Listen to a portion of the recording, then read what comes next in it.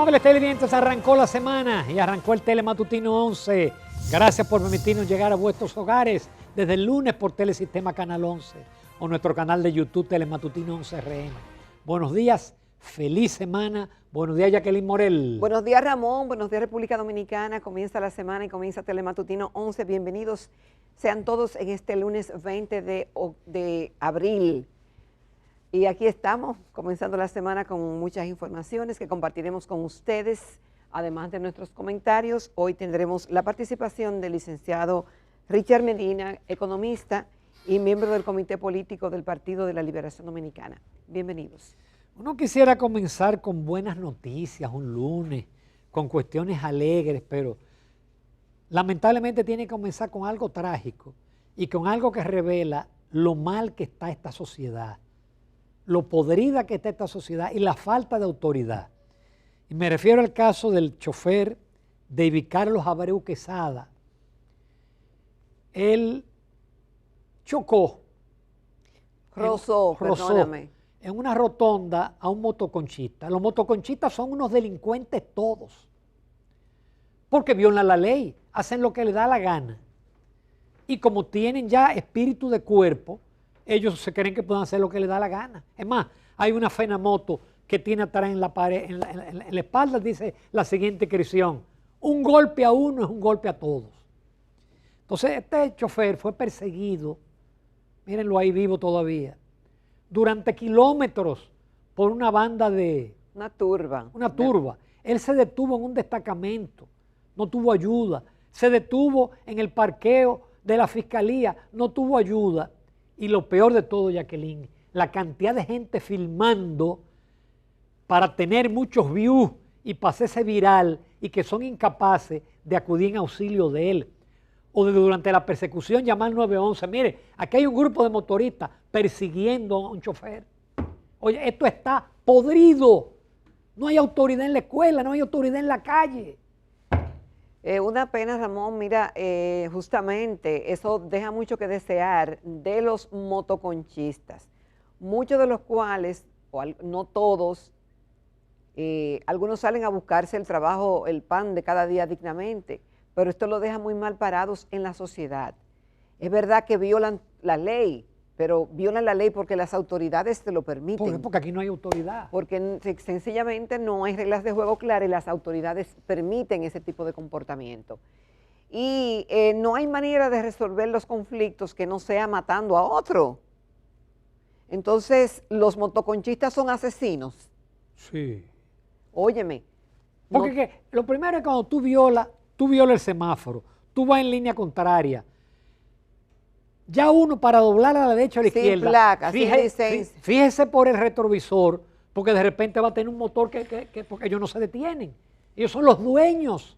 Y claro, dije, si te para a ti y me para a mí, para los conductores, pero a ellos no los molesta. No, mira, esto es una pena y ocurrió el hecho en las inmediaciones nada más y nada menos del Palacio de Justicia de Santiago de los Caballeros. En el parqueo. Tú citaste todo el recorrido que él hizo, pero la rabia de estos motoristas era tan grande que nadie tuvo juicio y decir, pero señores, no pasó nada. Y si hubiera pasado, para eso está la justicia.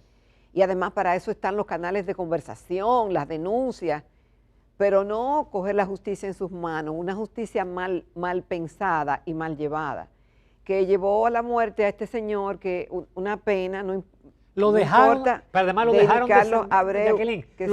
desangrar, habiendo un hospital al lado. Entonces yo me pregunto, y todos los que iban filmando, porque esa fue una persecución filmada, no podían llamar 911. Mire, aquí hay unos motoristas persiguiendo a un chofer, míralo ahí, no, porque ese es el otro lado de la cara terrible, de que hay un individuo con un celular que es lo que quiere hacerse viral. Él lo que quiere es tener seguidores y a él le importa que el que tuvo el accidente se muera. Él te graba a un tipo que tuvo un accidente, pero no te lo rescata. No, porque a él no le importa él lo que necesita es tirar la noticia y tener X número de seguidores y hacerte viral. Y son tan cómplices como los mismos motoristas. Claro. Y lo grave es que, mire, usted que tiene una Tahoe o una Lincoln o un Lexus o un Porsche, a usted le puede pasar. No es a ese infeliz chofer. Su hijo que trabaja o que estudia y que tiene un Datsuncito o un Sonata, porque eso que le pasó a ese chofer no puede pasar a cualquiera de nosotros. A cualquiera de nosotros. Nosotros no estamos exentos en la calle de pelar un motor y de que nos caigan atrás y nos maten. ¿Por qué? Porque en este país no hay autoridad. Ya los maestros lo dijeron, que ellos no pueden con los estudiantes en las aulas. Y los DGC no pueden con los motoristas en la calle. Bueno, hay 7 que están ya detenidos. El Ministerio Público dice que hará su trabajo. Hay un 8º. Y todos son responsables. Tanto los que iban como el que cometió el hecho. Todos son porque pudo haber sido cualquiera de ellos. Así que yo espero que esto no se quede impune y que hayan sanciones ejemplares. Quizás no, como ha tenido tanto eco de los medios de comunicación, y quizás haya justicia. Por otro lado, qué pena. Hay otra noticia que yo no sé si reírme o... ¿Te da pena o qué? No, me da pena que de nuevo el gobierno mete la pata. Resulta que en Barcelona se celebró una cumbre progresista. De izquierdistas. De izquierdistas, en donde estaba Claudia Sheinbaum de México, Gustavo Petro de Colombia y Lula Silva de Brasil. ¿Y el presidente de España? No, el presidente de España, que por cierto tiene unos expedientes de corrupción, él y su esposa, vinculados a la República Dominicana, porque el avión presidencial ha venido 50 veces aquí. ¿A qué? ¿De paseo? Yo no sé. Pero ¿qué ocurre? Que nuestro presidente, Luis Abinader, participó en la cumbre Escudo de las Américas, donde no fue Claudia Sheinbaum, donde no fue Petro y donde no fue Lula. Sí, el presidente ha decidido correctamente que estamos alineados a los Estados Unidos. Bueno, es nuestro principal socio comercial. Mira, Ramón, muchas cosas que decir de ese encuentro. Le llamaron progresista, y que era por defensa de la democracia, pero son mandatarios claramente de izquierda. Y la República Dominicana participó en el Escudo de las Américas y justamente con presidentes llamados de derecha. Yo siempre he sospechado de que este gobierno no es de derecha, como que es bipolar. Es un híbrido que quiere estar bien con Dios y con el diablo. Bueno, pero que no se puede estar bien con Dios y con el diablo porque la gente ve lo que ocurre. Algunos de esos presidentes, Ramón, no venían a la Cumbre de las Américas, tampoco convocada en la República Dominicana. No. Entonces, no se puede estar con uno con otro. Pero eso, perdón, y si estamos hablando de democracia, esos 3 presidentes defienden la dictadura cubana de 67 años. Defendían a Maduro, defienden a Nicaragua, defienden a Irán. Es decir, ellos están bien alineados. Ellos están muy claros, pero ¿qué hacía la República Dominicana ahí? Era el único país, creo, que me desmientan, no sé, o tú sabrás también si tienen los países ahí.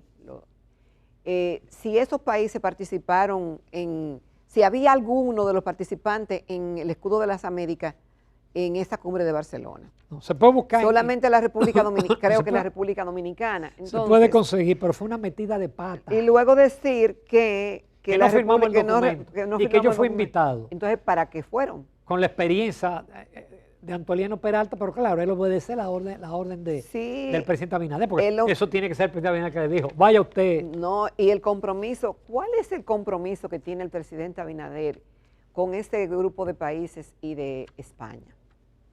Algunos dicen que se le ha dado nacionalidad a personas de dudosa reputación que han venido a establecerse en la República Dominicana y como vienen supuestamente a invertir, pareciera que hay compromisos. Entonces, la República Dominicana sale bailando en expedientes de corrupción de España y entonces le damos material de consumo a quienes quieran hacerlo y hacer uso del mismo con esta participación que yo creo que no debió ser. Y las reacciones no se hicieron esperar. Hasta la gente más común dice, pero es que no se puede estar con Dios y con el diablo. Eso lo dice hasta la Biblia, no se puede servir a 2 amos al mismo tiempo. Entonces, esto obviamente que va a tener consecuencias para la República Dominicana. Ahí la embajadora de los Estados Unidos reaccionó, claro está. Y de manera muy elegante. Y dice, porque eres tibio y no eres ni frío ni caliente, te voy a vomitar de mi boca. Claro, el que no se define, señores, tiene consecuencias. Y obviamente, algunos de los argumentos que se trataron en la cumbre es el tema de que, bueno, que hay óyeme, apelaron al orgullo de la izquierda, criticaron a lo que ellos llaman de ultraderecha o de derecha, quieren que estemos preocupados y Lula dice que aunque sea pobre, tengo decencia y honestidad para respetar los derechos de todos.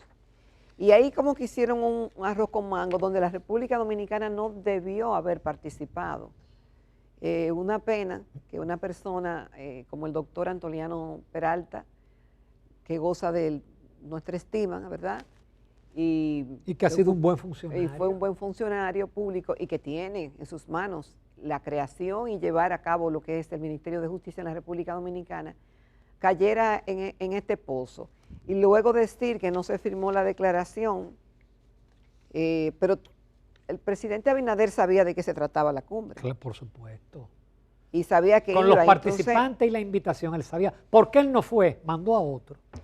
Pero mandó a una persona que ahora... Importante en su gobierno. Pero no solamente eso, sino que enturbia hasta la imagen de Antoliano Peralta, por favor. Eso es Instagram, con esa participación. Eso ahí que aparece en Instagram de la embajadora, que ella puso a Antoliano Peralta dándole la mano a Pedro Sánchez, el presidente español.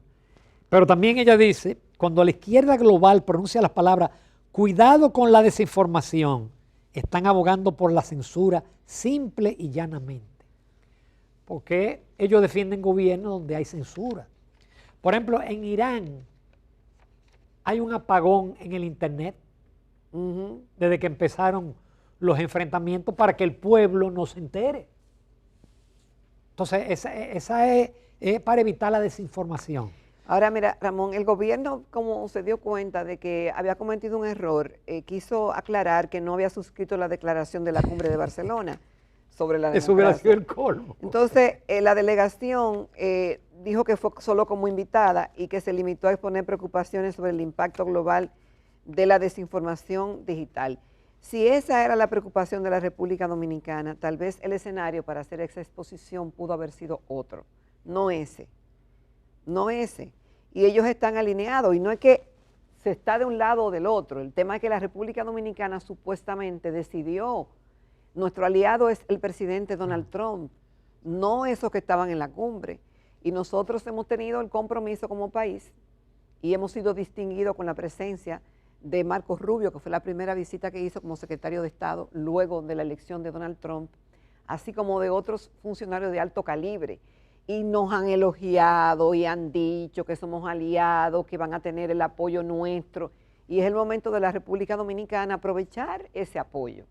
Pero con esta bipolaridad, esto yo entiendo que va a afectar bastante las relaciones y la imagen de la República Dominicana. Y siempre hemos sido aliados. Cuando los demócratas, aquí estábamos adoptando ya la cultura woke, ya queríamos meter la educación de género en las escuelas. Es decir, que bailamos y ensalzamos un embajador pájaro. Es decir, nosotros nos alineamos, ya aquí nosotros íbamos de cabeza ya con los demócratas. Entonces, siempre hemos sido aliados de los Estados Unidos. Ahora estamos con Trump. Probablemente a mí no me gusta Trump, pero si esa es una decisión política, y es una decisión política que se basa simplemente en nuestros intereses están en Estados Unidos. Turismo, zona franca, remesa, exportaciones. No es que ya tú le habías dado el sí a Trump. Claro. Tú fuiste a la reunión de Escudo de las Américas. No solamente eso y otras reuniones más. Y tú te has comprometido en la lucha contra el narcotráfico. Y además tú le entregaste los aeropuertos para que fueran utilizados como punto de partida de los ataques a Venezuela. Porque no fue verdad que los aeropuertos aquí era para cargar de combustible. No. De aquí partieron. Bueno, usted decidió eso. Entonces, sea coherente. No quiera jugar a dos cabezas. A los dos lados. Porque eso es peligroso. Muy peligroso, muy peligroso. Por otro lado, lo de Irán y Pakistán, lo de Irán y Estados Unidos, un día hay muchas esperanzas de que... Y el otro día se cae. Se cae. En el fin de semana, los Estados Unidos detuvieron un buque iraní cargado de combustible y ya eso generó que Irán dijera que no va a seguir participando. Pero es que, Ramón, que no solamente lo detuvieron. En la negociación no, le dispararon. No, y lo retuvieron. Lo retuvieron. Lo retuvieron. Entonces, obviamente que eso ha complicado otra vez el tema de las conversaciones y de las negociaciones que pareciera. Del viernes nos fuimos contentos, pensando de que había una luz en el camino, pero ahora retrocedemos con este tema. Y tenemos un conflicto que no sabemos dónde va a terminar. Hasta tal punto que el petróleo West Texas bajó a $83 el viernes. Por eso el gobierno no subió los combustibles. Pero ya hoy está bailando en torno a los $90 ante la indefinición de si habrá...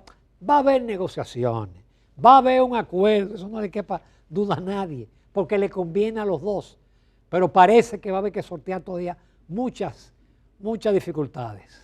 Así es, Ramón, y mientras esto ocurre, Irán dice que no tiene previsto asistir en el día de hoy a las conversaciones en Pakistán con los Estados Unidos, que está convocado para hoy lunes. Ya Estados Unidos sí mandó a su gente, pero el tema es que hasta que no hayan acuerdo y convenzan a Netanyahu de cuál es la posición que va a tener, esto pareciera que va a seguir para porque ese es otro problema, está Israel con el Líbano. Nos vamos a una breve pausa. No se pierdan la entrevista con el licenciado Richard Medina. Él es economista, miembro del comité político del PLD, pero como economista él tiene puntos que son bastante objetivos, que no se le puede tendenciar políticamente. No se lo pierdan.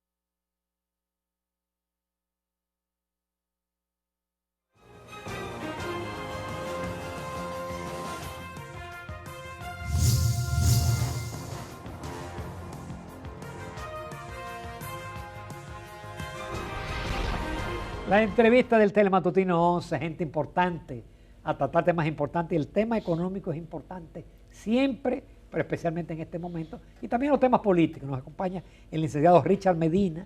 Él es un economista de mucho prestigio académico, pero es miembro del comité político del Partido de la Liberación Dominicana. Richard, buenos días. Hacía varios días, unas semanas que no estaba, pero te atrapamos de nuevo. Así es. Muy buenos días, gracias por la invitación. Para mí es un placer estar con ustedes nueva vez. Buenos días, Richard, bienvenido. Gracias. Richard, ¿en cuál línea tú te inscribes? Porque en los economistas con este tema de Medio Oriente hay extremadamente optimistas, extremadamente pesimistas y algunos que van por el centro. ¿Cómo tú ves la situación? ¿Cómo tú ves? Ahí dice el fondo que vamos a crecer 3.7, pero bueno, eso después lo bajan o lo suban. Eso. ¿Cómo tú ves la economía dominicana, la resiliencia? En algún momento se habló de que estábamos blindados, pero ya entendimos que no hay tal blindaje. Mire, República Dominicana viene de un año 2025 muy vulnerable. Nosotros crecimos muy poco el año pasado, crecimos apenas 2.1%, uno de los peores crecimientos de los últimos 15 años. La inflación dominicana, es decir, los precios, comenzó a acelerarse hacia final de 2025, en especial a nivel de los alimentos. Y también lo que vimos es que se crearon muy pocos empleos privados. Entonces así, fue un año bastante negativo en términos económicos. Adicional a eso, el gobierno cerró con un déficit fiscal muy alto. Déficit fiscal es cuando el gobierno gasta más de lo que ingresa en impuestos. Entonces ese aumento del déficit fiscal le quita espacio al gobierno para realizar obras de infraestructura que le permitan al país crecer a tasas de crecimiento, valga la redundancia, más altas. Esa es la historia que nosotros tenemos hasta 2025. En 2026, los primeros 2 meses, antes del inicio de la guerra, República Dominicana creció un poco más, pero igual estaba muy por debajo de lo que habitualmente crece. Es decir, que nosotros no hemos visto una recuperación del crecimiento ni del dinamismo económico en la calle. Y eso está generando que cierren muchísimos restaurantes, tiendas. Si usted se va en el polígono central, a muchas de las placitas que hay, una parte ya de los locales de esas plazas están vacantes. Eso es anecdótico, uno lo puede ver. Porque no hay tanto circulante, no hay tanto dinero en la calle que permita un flujo de comercio para que esas tiendas estén abiertas. Igual pasa con restaurantes. La situación de Irán, esa guerra que se ha dado, que ha subido los precios del petróleo, nos pone una restricción adicional. Por lo tanto, pienso que este año el crecimiento económico y la situación económica en general va a ser parecida a la de 2025. Sin embargo, en reuniones con el Fondo Monetario Internacional que recientemente celebrada y en la que participó el gobernador Héctor Valdés Albizu, las proyecciones de crecimiento de los países del área y la República Dominicana salen en proyecciones muy bien paradas. Ramón hablaba de un 3.7 para el 2026 y ellos dicen que un 4.4 para el 2027. Y yo creo que el que tiene mejores perspectivas entre Costa Rica, República Dominicana, El Salvador, Guatemala, Honduras, Nicaragua y Panamá, fuente del Fondo Monetario Internacional, es la República Dominicana. Por tanto, los elementos tomados en consideración para nuestro crecimiento pudiera decirse que superan a los otros países del área. Mire, eso mismo sucedía en 2025 y el Fondo Monetario y también las proyecciones de los organismos dominicanos, las proyecciones oficiales, pues fueron recortándose a la baja. Y nosotros terminamos como uno de los países que menos creció dentro de Centroamérica. De hecho, Centroamérica crece habitualmente menos que República Dominicana, pero ellos crecieron a las tasas que normalmente crecen. Nosotros crecimos menos de la mitad de lo que habitualmente crecemos. Entonces, pienso que esas son proyecciones correctas basadas en supuestos, pero una vez que esos supuestos vayan evaluándose en el tiempo, vamos a ver una corrección hacia la baja. Lo cierto es que aún con un 3.7% de crecimiento en 2026, cuando uno promedia 3.7 con 2.1 el año pasado, eso da un crecimiento por debajo de 3 en los 2 años, o sea que igual estamos bastante negativos en lo que habitualmente tenemos. Además, tú como economista sabes que todas esas proyecciones parten de unos modelos, pero ¿cómo entra el ayatollah en un modelo así? O entra Trump, o entran, es decir, una serie de cuestiones, porque ¿quién pensó que iba a haber una guerra en febrero? Eso no estaba en el horizonte. Así es.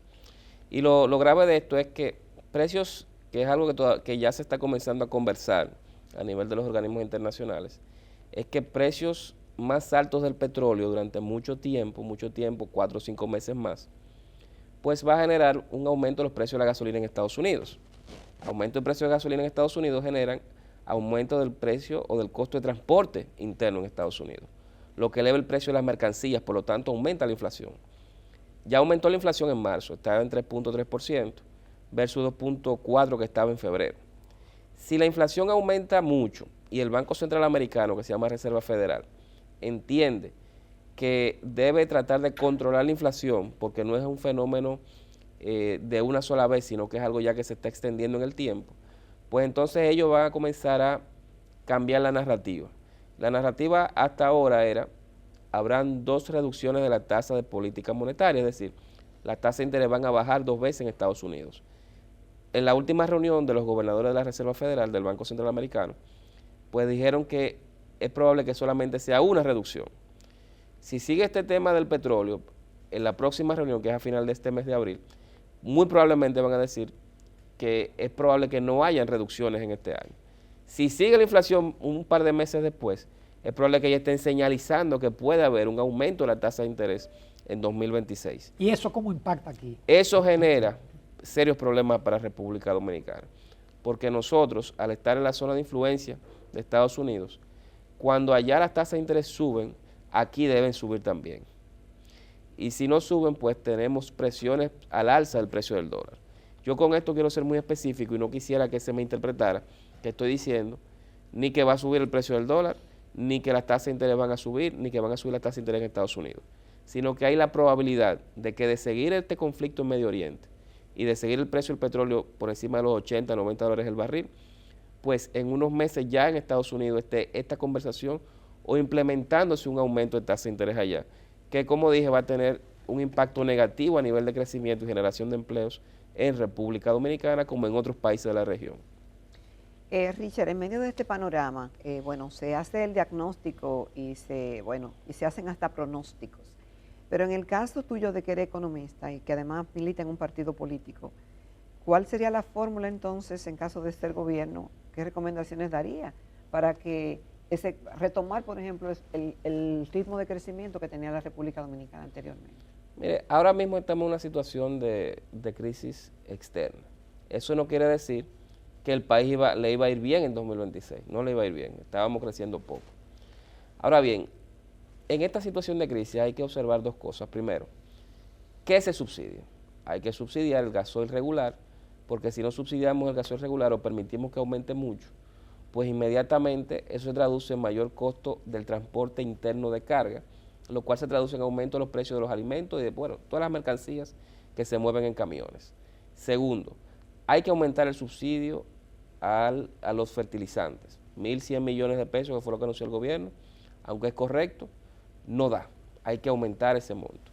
Y tercero, hay que aumentar o dar subsidio al maíz e insumos para producción de huevo y de pollo. ¿Pero qué se va a sacrificar para entonces para hacer esos subsidios? A eso iba. El gobierno ha estado dando una serie de pensiones especiales.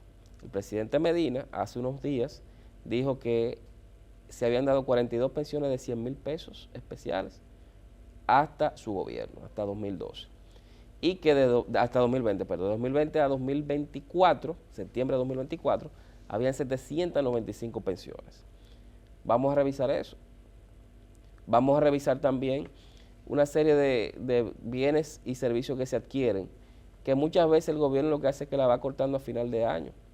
Vamos a revisar también cómo van los intereses de la deuda. Los intereses se proyectaron con una tasa de cambio más alta de la que hemos visto en estos primeros 4 meses del año. Por lo tanto, hay un ahorro. Pero también hay una serie de aumentos de nómina que deben ser revisados. Cuando uno va viendo cada uno de esos, fácil aparecen ahí unos 20.000 millones de pesos que sirven para esos subsidios que yo planteo. Pero además de eso, el gobierno entre 2020 y 2022 colocó deuda en exceso a lo que realmente necesitaba por más de 200.000 millones de pesos. Eso es deuda que estuvo en 2023, 24, 25 y parte en 2026 generando pago de intereses sin que se use y que esté en cuentas. Usemos una parte de esos recursos para financiar la política de subsidios. Pienso que antes de que el gobierno le exija más sacrificios a la población, una población que, como dije, en 2025 vio aumentar los precios de la comida, una población o una clase media que vio en este año aumentar el precio de los colegios, de los campamentos, del pago del mantenimiento del residencial o apartamento que vio aumentar el costo de su préstamo, porque le aumentó la cuota del préstamo hipotecario, del préstamo de los vehículos. Entonces, antes de pedirle a esa clase media, que es la que normalmente financia los gastos del gobierno vía el pago de sus impuestos, que se sacrifique más, pienso que el gobierno tiene que hacer un sacrificio y poner esa señal de que queremos salir de esta crisis, pero asumiendo el costo del gobierno primero. ¿Ustedes pondrían la nómina o la recomendación es hacer recorte nominal en caso de que el PLD llegue al gobierno y esas 795 pensiones retirarlas? Revisar todas las pensiones. No es verdad que ya con este esquema que tenemos de AFP haya un grupo de gente que nunca trabajó en el Estado y que esté recibiendo pensiones especiales. Es una anomalía y a mí me sorprendió que en medio de esta crisis financiera que hay con el tema del petróleo, el gobierno esté todavía pensionando ex dirigentes políticos de oposición. Gente que en el 2024 dejó al PLD o dejó otro partido de oposición para irse a apoyar candidaturas del PRM en los municipios. Eso es lo que hay que revisar. Y con el tema de la nómina, hay que revisar donde haya grasa por donde cortar. En ocasiones hemos visto que unidades de atención primaria tenían 40 empleados. No sé si eso sigue todavía vigente. Se denunció en su momento en la campaña pasada. Entonces, donde quiera que eso pase, hay que revisarlo. Ahora, ¿qué puede hacer el gobierno en este momento? Frenar el crecimiento de la nómina. El año pasado estaba creciendo en alrededor de 85 personas diarias empleándose en el Estado. Deberíamos tener un frisamiento de la nómina al punto que está hoy para evitar seguir pagando el salario cuando no tenemos el dinero para pagarlo. Nos vamos a comerciales, Richard Medina. Tenemos todavía muchos temas de interés. Claro, tenemos que hablar también del Partido de la Liberación Dominicana.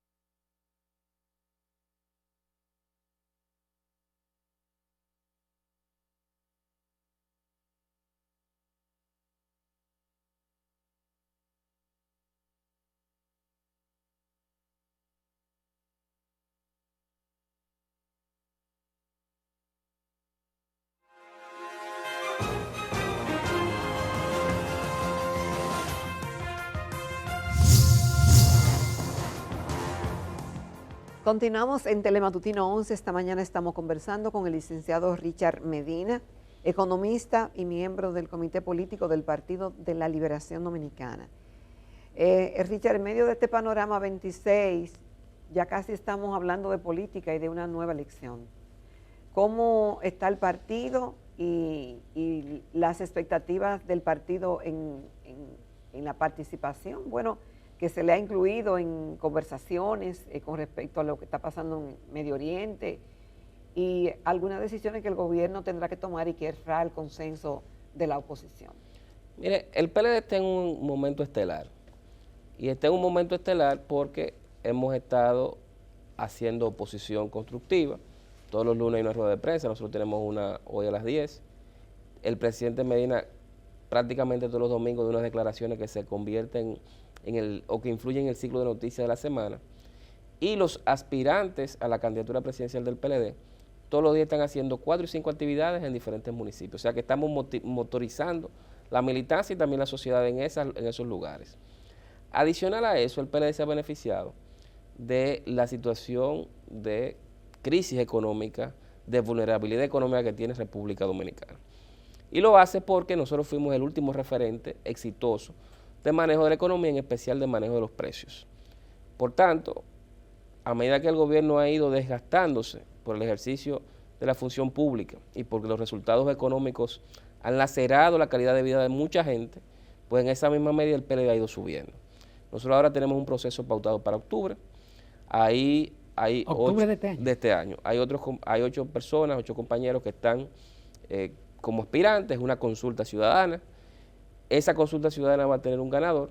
Ahora bien, perdón, Richard, pero ya eso va. Sí, claro. ¿Y la Junta qué ha dicho de eso? No, la Junta no ha dicho nada.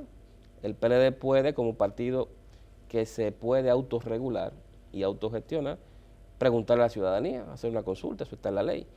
Ahora, el año que viene, en octubre de 2027, dentro de los plazos de la ley, pues vamos a validar a ese candidato por uno de los mecanismos que tenga la ley, como se hizo con Abel Martínez en 2022, que Abel Martínez fue aprobado, fue elegido en esa consulta como precandidato, pero fue validado como candidato presidencial. Pero ahora rechaza eso. Bueno, él tiene su estrategia y eso hasta cierto punto es válido. Él lo que exige o lo que pide es que en lugar de una consulta ciudadana sea por método de encuesta.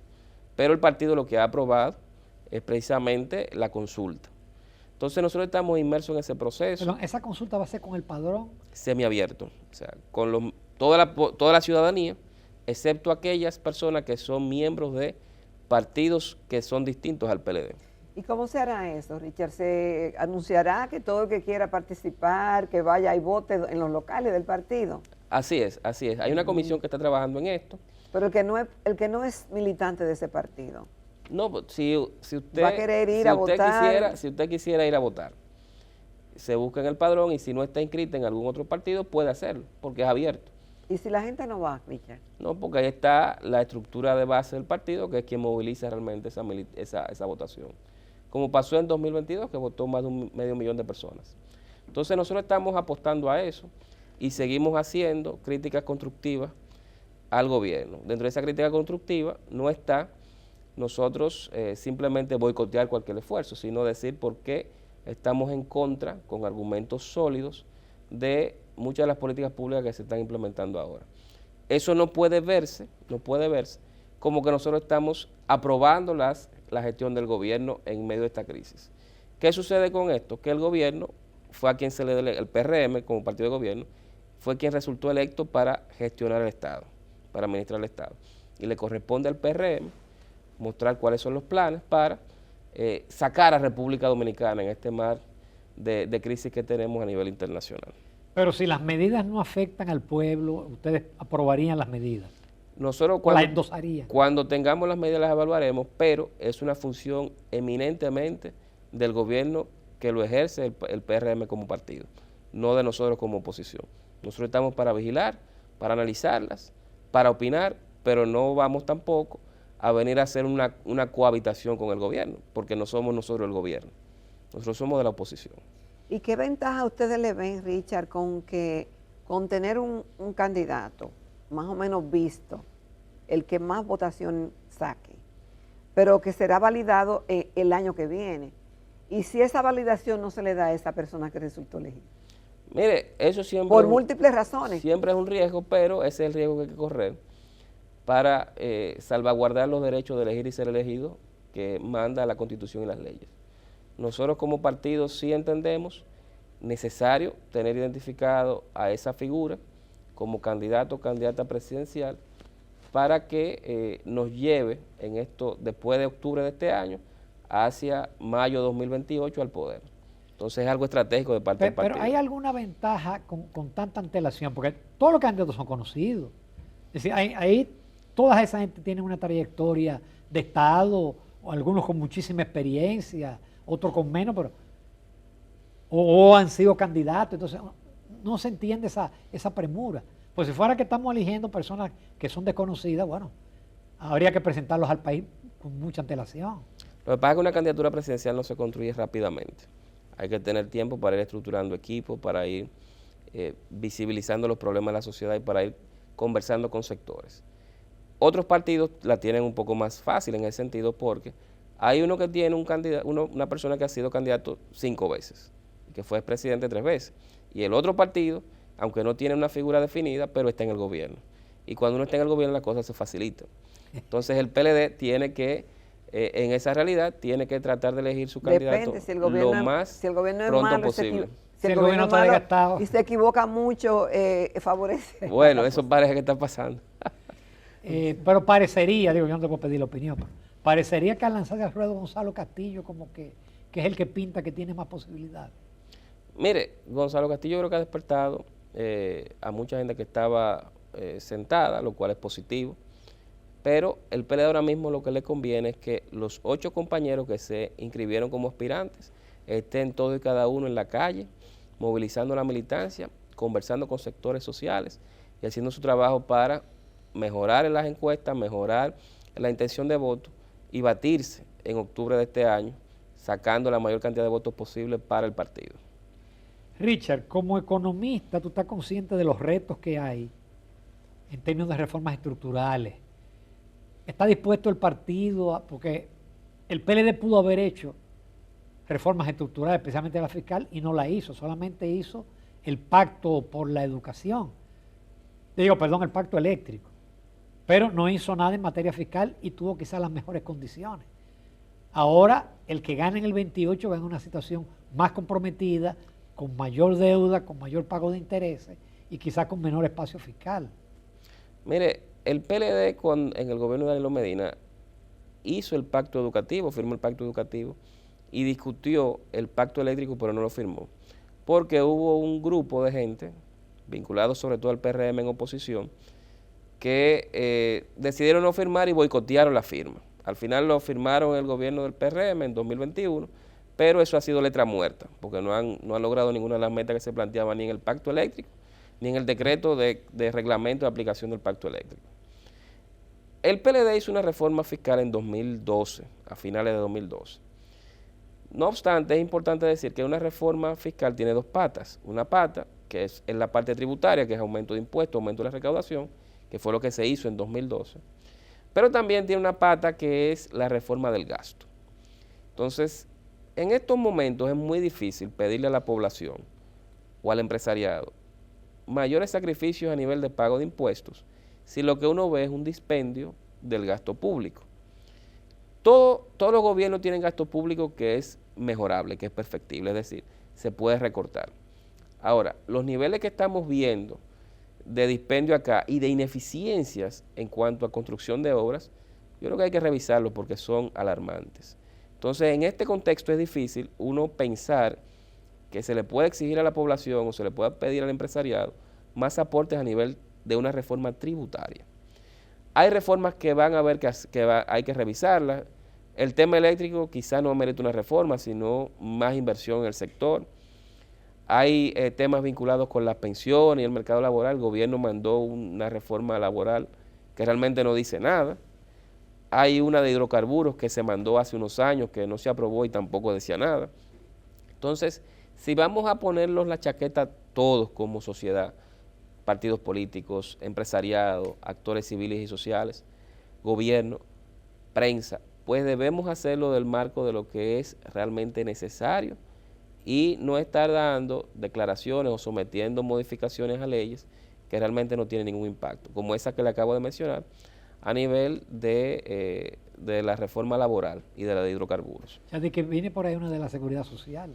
Bueno, ellos están hablando de eso, el gobierno ha dicho eso, yo no he visto la propuesta de reforma, obviamente uno siempre, incluso por curiosidad académica, intelectual, uno siempre quisiera ver qué se trae el gobierno, pero no lo hemos visto. Entonces, hasta tanto no se saque al debate público, pues tendremos que esperar. Richard, el país tiene muchas tareas pendientes y el presidente Abinader había anunciado unas 15 reformas, de las cuales no se han hecho, excepto la modificación constitucional que hizo. Pero estamos en momentos de mucha indefinición geopolítica. Quizás esas reformas nadie duda de que sean necesarias, pero implicarán cambios. ¿Será el momento, en este escenario internacional que todavía no está definido, aunque el país debe seguir adelante, pero es momento para abocarse en esas reformas? Mire, yo creo que desde principio de este año ya no es momento de reforma. Esa ventana de oportunidad para generar consensos sociales se va cerrando y pienso que se cerró a principios de 2026. Y lo digo porque el momento ideal para hacer reformas era precisamente inmediatamente después de que se pasaron las elecciones de mayo de 2024. Pero en el caso, por ejemplo, de la reforma tributaria que se planteó, fue una reforma mal negociada, mal explicada, mal escrita y mal diseñada. Entonces, eso no tenía manera de ser acogido por ningún sector, que fue lo que pasó y tuvo el gobierno que devolverla. Ya después de ahí, eso erosionó capital político del gobierno para tratar otras reformas. El mal año 2025 imposibilitó que el gobierno también viniera a hacer reformas de ese tipo. Porque imagínense, en una situación de semiparálisis económica que está el país, venir a quitarle dinero del bolsillo a la gente generaría todavía más estancamiento económico. Y ya para 2026, sobre todo después de que viene esta situación de crisis con Irán, pienso que no hay espacio para reformas, y menos el año que viene, que ya es un año preelectoral, donde ya las decisiones del gobierno se mueven más, no en lo que es técnicamente correcto, sino en lo que es políticamente posible. Entonces, pienso que ya no hay espacio para estar reformando nada acá. Pero al próximo gobierno le toca o le toca. Le podría tocar, vamos a ver las condiciones en que termine este gobierno. La dinámica económica es muy cambiante, como hemos visto en los últimos 2 o 3 años, o sobre todo después de pandemia. Pero antes de irnos y decir hay que hacer la reforma tal ahora, hay que evaluar cuáles son las condiciones que tenemos en ese momento. Entonces, como hay tantos cambios a nivel geopolítico y de comercio, es bueno ir tomando esas decisiones en el momento en que entendamos que hay que tomarlas.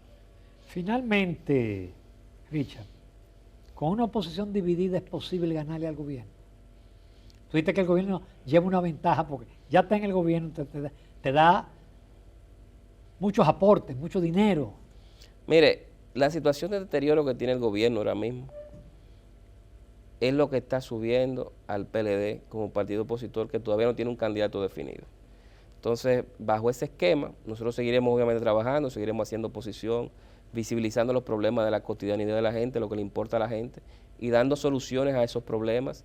Seguiremos ingresando jóvenes, personas de la sociedad que quieran militar en un partido político, porque el PLD es un partido donde se escala, donde usted puede tener ascenso político si se faja a trabajar. Pues el PLD seguirá en esa sintonía, porque como dije, está siendo ayudado de manera quizás inesperada por la situación de mal manejo de la economía que tiene el gobierno en los últimos 2 años. Entonces nosotros sí entendemos que, sea cual sea el resultado de lo que pase este año, hay una gran oportunidad para que el PLD recupere el poder, y lo va a lograr con ese candidato, esa candidata que salga electo a partir de octubre de 2026. Richard Medina, muchísimas gracias. Te esperamos relativamente pronto. Gracias. Gracias. Nos vamos a comerciales. Nos vemos en la recta final del Telematutino 11.